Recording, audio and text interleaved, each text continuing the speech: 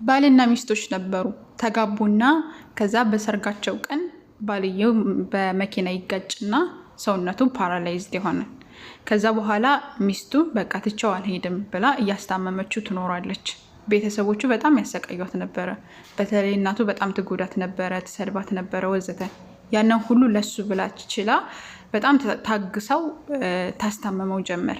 ከዛ በኋላ ከዕለታት አንድ ቀን አንቺ ግን ለምንድን ነው እንደዚህ ታግሰሽ የምታስታምሚኝ? መሄድ እኮ ትችይ ነበረ ምናምን ሲላትኝ አላህ ሱብሓነሁ ወተዓላ ኸይር አለው እና አብሽር ይሻልሃል እያለች እያስታመመችው ኖረች ማለት ነው። ከዛ በኋላ አብሽር ይሻልሃል ስትለው አይ ይሄ ተመኒ ዝም ብሎ ተመኒ የሆነ ነገር ነው፣ ዝም ብሎ ምኞት ነው እንጂ እኔ ይሻለኝም ሲላትኝ አይ ይሻልሃል በአላህ ላይ ተስፋ አትቁረጥ እያለች እያጽናናችው ቁርአን እየቀራችለት በቃ አላህ ሱብሓነሁ ወተዓላን ፈርታ እሱን እያስታመመች መኖር ጀመረች ማለት ነው። ከዛ አላህ ሱብሓነሁ ወተዓላ ፈቀደና ባልየው ይሻለዋል። እሷ ሁልጊዜ ዱዓ ታደርግለት ነበረ እንዲሻለው ሁሉንም ነገር ሞክራ ነበር እና አላህ ሱብሓነሁ ወተዓላ ብሎ ደግሞ ተሻለው ማለት ነው።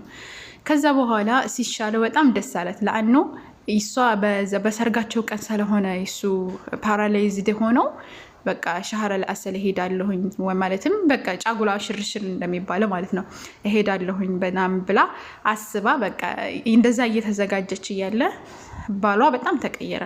መሳደብ ጀመረ፣ እሷን መቆጣት ጀመረ። በጣም ነው የምታስጠልየው አላት። አርጅተሻን በዛ ላይ ስለዚህ አታስፈልጋ። 15 ዓመት ነው እንደዛ የኖረችው ማለት ነው። ለ15 ዓመት ታግሰው ራሷን ረስታ ነበረ። ማለትም እሷ ራሷን አትንከባከብም ነበረ ማለት ወደ ራሱ ወሱን ስለሆነ ለሱ ብላ ደፋ ቀና ስትል ስለነበረ ቤቱንም ሁሉንም ነገር እሷ ስለነበረች ከዛ በኋላ 15 ዓመት ስትቆይ የሆነ ወደ ማርጀት ራስን ካልተንከባከበችን በጣም ተጎድታ ነበረና እሷ ያየው ያማንነቷን ነበርና ምንድነው ያለው በቃ ታስጠያለሽ አንቺ አታስፈልጊ ምናምን ብሎ መጥፎ ንግግር ሲናገራትኝ ከዛ በኋላ ቤተሰቦቹ ምን አደረጉ? ሌላ ሴት ያጩለታል ማለት ነው። ሌላ ሴት ሲያጩላት እስቲኻራ ሰገደች፣ አላህ ሱብሓነሁ ወተዓላ ለመነች። ከዛ በኋላ መፋታቱ የተሻለ ሆኖ ተመለከተችው ማለት ነው። እንደዚህ አድርጌለት እንደዚህ ካለ በቃ መለያየታችን ለኛ ኸይር ከሆነ በቃ ኸይሩ የተሻለ ነው ብላ ሙርታህ ስትሆን መፋታቱ የተሻለ መስሎ ሲታያት ተፋታች ማለት ነው። ከዛ በኋላ ሲለያዩ በጣም አዘነች። በጣም ያኔ አዘነች ባሳለፈችው ነገር ምናምን እና ጎረቤቶቿ ራሱ ያሳለፈችውን የከፈለችውን ዋጋ ምናምን ሰላዩ በጣም አዘኑ። እሱም ሰውየውም አገባ ማለት ነው። ከዛ እሱ የእሷ ወንድሟ ይዟት መጣ ወደ ቤቱ ማለት ነው። ወንድሟ ጋር ሄደች። ወንድሟ ጋር መኖር ጀመረች። ራሷን መጠበቅ ጀመረች። ከዛ በኋላ ስራ አገኘች። ስራዋን መስራት ጀመረች። ኺያጣ ነበረ ወይም ደግሞ ይሄ የልብስ ስፌት ማለት ነው። ተምራ እንትን እያለች እያለ የሰፋች የሰራች እያለ ሌላ ባል ይመጣላታል ማለት ነው። ያ ባል የተባለው አግብቶ አያውቅም ከዛ በፊት። እንደገና ደግሞ በተጨማሪ በጣም ጎበዝ ነው፣ ጠንካራ ሰው ነው፣ በዲኑ ጎበዝ ነው። እንደዚህ አይነት ሰው ነው የመጣላት ማለት ነው። ነገር ግን ሐኪሞች ምን ብለውታል? መውለድ አይችልም ብለውት ነበረ ማለት ነው። ከዛ በኋላ መእቶ ይጠይቃትና ይሄ ሸሪዓዊ እይታ ተያዩ ምናምን ያኔ ሁላቸውም ሙርታህ ሆኑ፣ ተዋደዱ። ነገር ግን እሷ ምን አላትኝ መውለድ አልችልም ብሎ ይነግራታል። ከዛ በኋላ እሰቢበትና ንገሪ መውለድ እንደማልችል ሐኪሞች ነግረውኛል ስትለው የዓለማቱ ጌታ አላህ ሱብሓነሁ ወተዓላ ይሰጠናል ችግር የለውም እና ተስማምቻለሁ ብላ ወደው ነገረችው ማለት ነው። ማለት በአላህ ያላት የቂን በጣም የሚገርም ነው። ከዛ በኋላ ተስማሙ። በጣም ተደሰተ። ይሱ ምንም ሳታስብ እሺ ማለቷ ደስ አለው። ከዛ በኋላ ይሄን ተጋቡ ማለት ነው። እሺ ተባለ፣ ቤተሰብ ተስማማ ምናምን ተጋቡ። መጨረሻ ላይ ምንድነው የሆነው? በጣም ተደስታ አብረው እየኖሩ እያለ እሱ መካ ኡምራና ሀጅ እንዳደርጉ ተዝኪራ ቆርጦ ወይም ደግሞ ይሄ የአየር ትኬት ቆርጦ አምጥቶ ሰርፕራይዝ አደረጋት ማለት ነው።